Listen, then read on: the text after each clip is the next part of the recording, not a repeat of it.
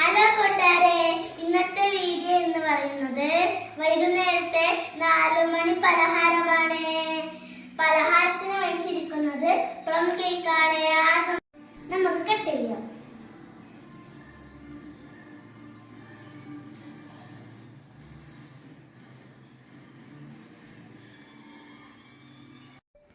കേക്കെല്ലാം മുറിച്ച് ഞാനും ഗോപും ചായ കുടിക്കുകയെന്ന്.